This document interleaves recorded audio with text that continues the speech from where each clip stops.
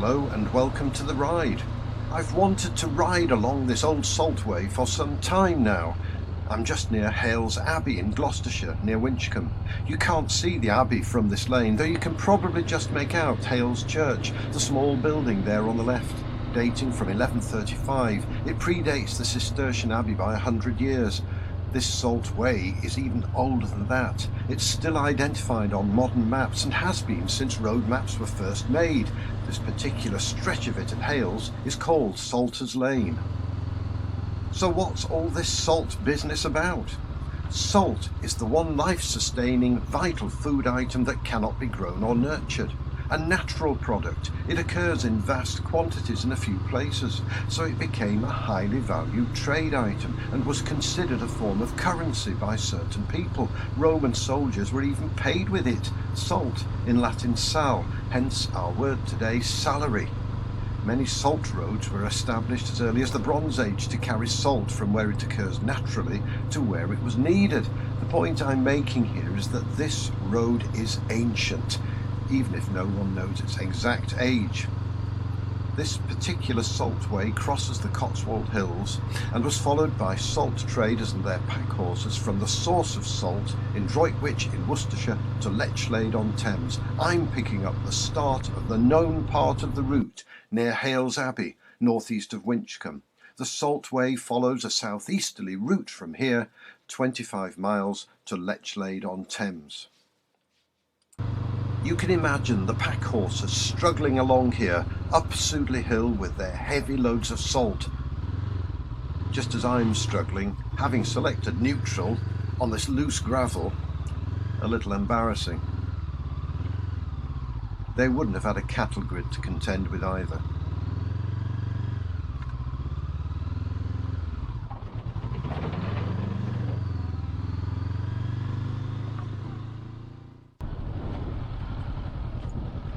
Someone else up here, how dare he? These staggered crossroads are near the top of Sudeley Hill.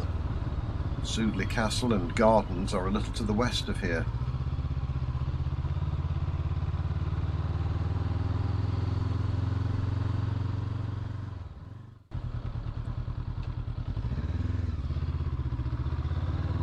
This lane to Winchcombe that I've just joined aligns with the Saltway briefly before the Saltway branches off to the right.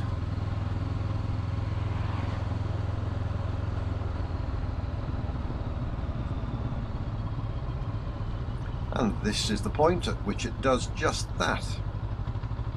The Saltway formed the outer boundary of the parkland of Sudeley Castle, which has always been described on Ordnance Survey maps as the outer park wall, and that's the wall on the right. These crossroads are called Roel Gate.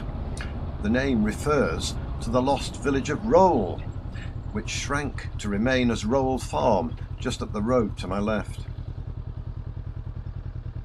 No doubt the salters here in the Middle Ages would have met pilgrims on their way to Hales Abbey to venerate a phial said to contain the blood of Christ.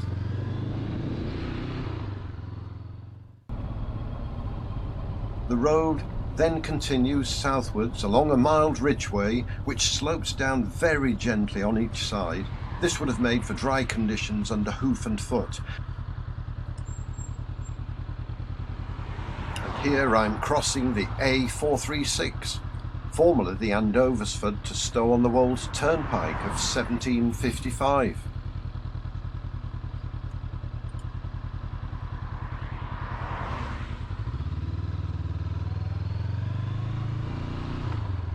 Turning left here off the main road picks up the route of the old Saltway.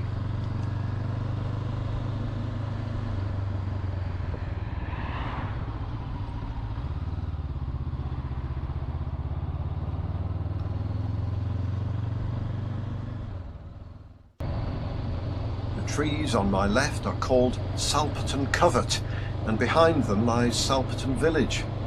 Any place with S-A-L in it, Sal, is almost certain to be linked to salt, and here we have a village name which means farmstead of the salters. It is possibly a place where fresh pack animals and men took over the journey from here. Salt may have been distributed locally from here. Whatever happened, it was connected to the salt on the Saltway. There's the entrance to Salperton Park on the left there.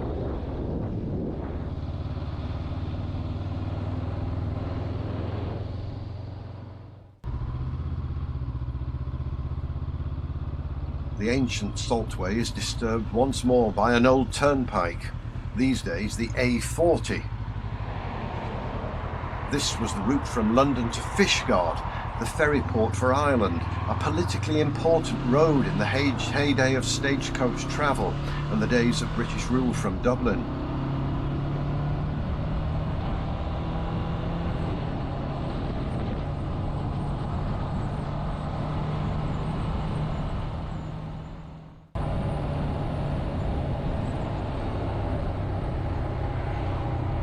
Back on the ancient route of the Saltway with a turn to the right, which is onto what was actually the old A40, which ran right through the middle of nearby North Leach before the bypass was opened in 1984.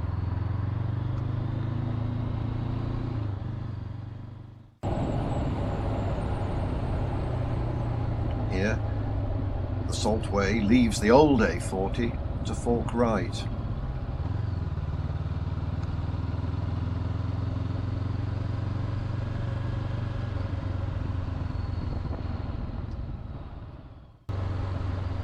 And it's here that the Saltway begins to approach the slightly less ancient Roman Fosse Way. And here is where the two roads cross, which made these crossroads a significant landmark in days gone by, especially in the Middle Ages. So much so that it was at these crossroads that the assembly of the Bradley 100 was held half yearly. The 100 was a medieval administrative division of the county. The Bradley 100 had varying degrees of power at a local level in the feudal system, being responsible for administering the law and keeping the peace. The Saltway, a well-known route for thousands of years, along with the famous Roman Fosse Way, would have helped attendees navigate their way to the half-yearly assembly. These would have been two out of a tiny number of clearly recognisable tracks in the Cotswold Hills.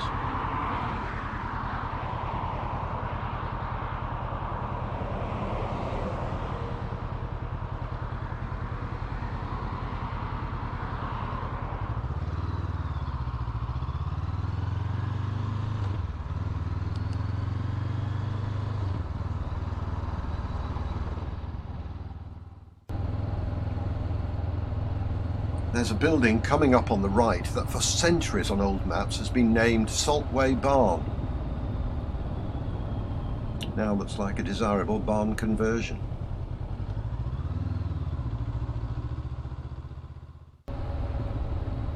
Likewise, the building coming up again on the right has been known for centuries as Saltway Farm.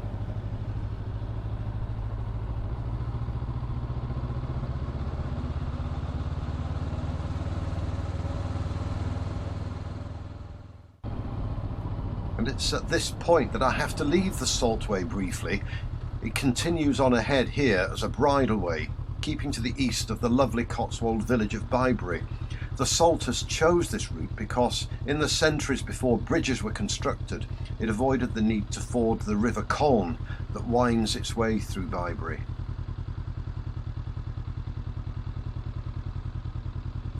Perhaps I'll walk or cycle that section one day.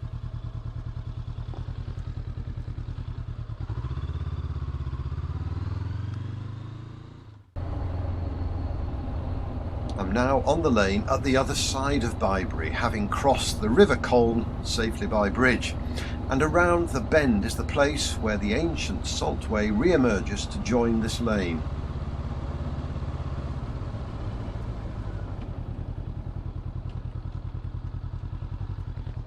Not much to linger over really, especially as I'm on a bit of a blind bend.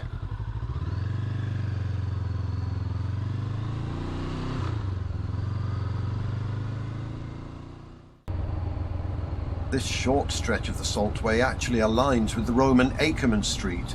The Saltway probably kept to the alignment to go straight on at what is now this T-junction before being forced to circumnavigate the parkland of a local lord of the manor. I would guess from the 17th or the 18th centuries.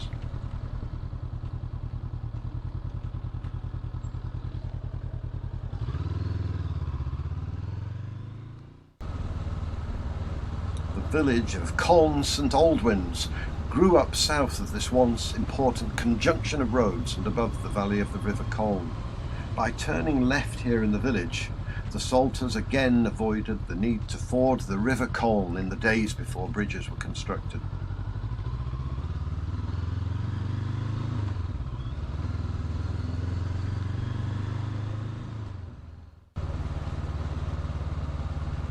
I've now reached the village of Hatherop, where I'll turn right at the T-junction.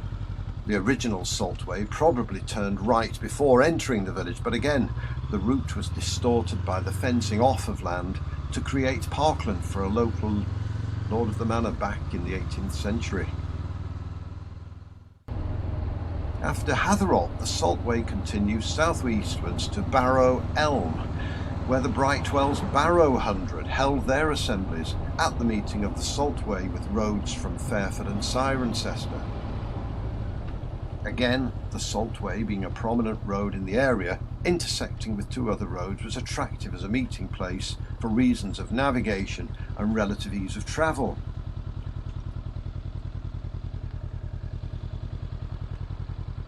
And believe me, behind the hedge is the prehistoric burial mound, or barrow, which together with an elm, long gone, gave its name to the meeting place known as Barrow Elm. Sadly, that barrow has been reduced in size by centuries of ploughing.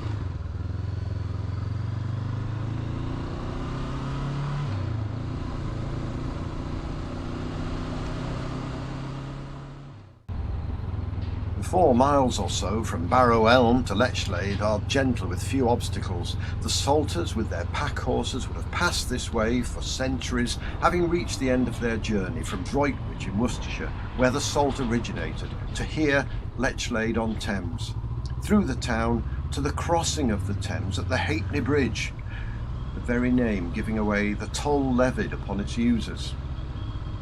My way is blocked as repairs to the old bridge are carried out. But the Salters wouldn't have crossed the River Thames here anyway.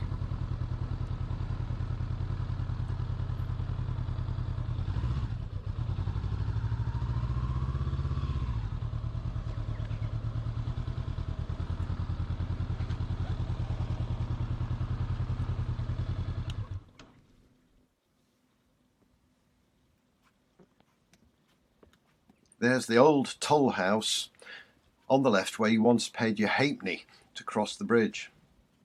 Lechlade. Lech is the River Leach which pours into the Thames at this point, and lade means load, the place where the Leach meets the Thames and loading happens. Well, salt was certainly loaded onto boats here, and there could only be one destination for the precious resource: London. Lechlade is at the highest navigable point on the Thames. The Crown was entitled to 50% of the output of salt from Droitwich and made a fortune out of it. The wharf where the salt was loaded, or at least a later wharf on the same site, can be seen next to Halfpenny Bridge today. It has less life-sustaining uses these days.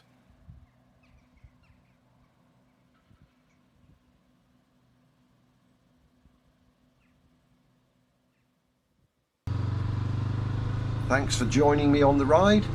Please like, subscribe and perhaps even share, and I'll then let you know when I'm next out and about. For now, I'm done.